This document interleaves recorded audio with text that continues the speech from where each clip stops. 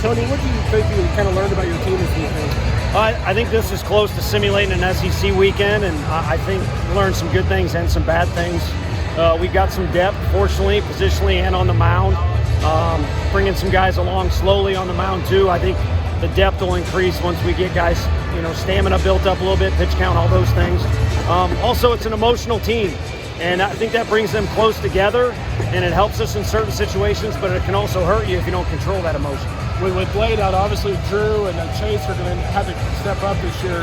Both those guys I thought on the big stage this weekend were outstanding. Your thoughts on Drew today? Yeah, if you're talking about like step up, as far as fill a role or rise to the challenge, not worried about those two guys at all. They're different freshmen. I'd say they're even a little more advanced than Blade in just their routines and their professionalism, and Blade was excellent.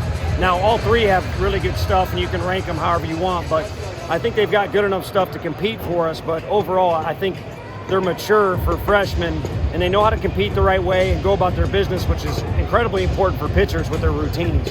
Speaking of freshmen, more today, it seems like a classic example of a guy just really taking advantage, taking the bull by the horns of the opportunities he's given. Yeah, we've had other guys too. Jared Dickey, it's a catch-22. A coach gives you an opportunity. You can't be squeezing the heck out of the bat. If I don't get a hit, I'm not going to play again. But in the same way, you got to go about your business that kind of takes advantage of the opportunity or seizes the moment.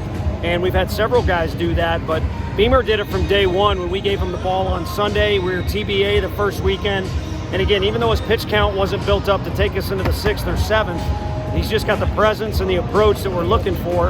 And if the results are up and down a little bit, we can roll with that. But he's got what you're looking for in a starting pitcher.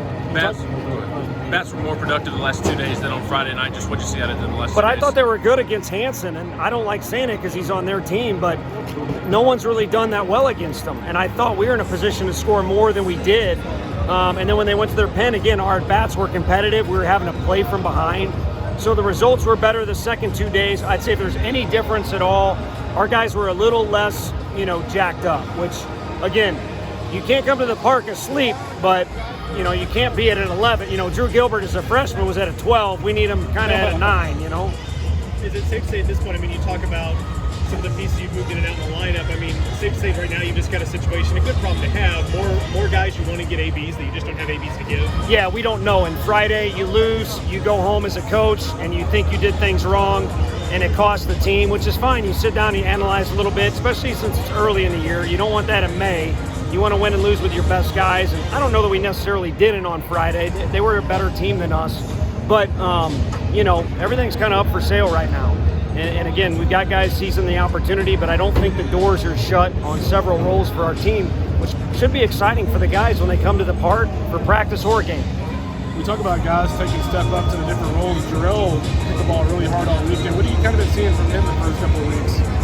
One of those guys. He was not our starting second baseman until the day of our opening day for various circumstances. And the kid plays with a lot of passion. And when he's focused, he's electric. He's always loose. He loves playing baseball as much as any kid on our team. But when he's also focused, it's a dangerous combo. And I think he's kind of brought that every day. And again, as a hitter, you're not going to hit 1,000, but he's been a really effective for us at second base. And I know he thinks he looked like Javi Baez on that delay steal. Him and Russell did a great job on that because it was a great move by them, and we just happened to get the guy out. You learned anything about McLaughlin this weekend? Yeah, I think he's got a little attitude right now to him that he sees there's a role and he wants a better. And again, that's up for opportunities. So for him and some other guys. So I think he's the guy that we trusted last year, in several SEC situations with the game on the line. He just needs to go out there and let his stuff fly because it's pretty good stuff.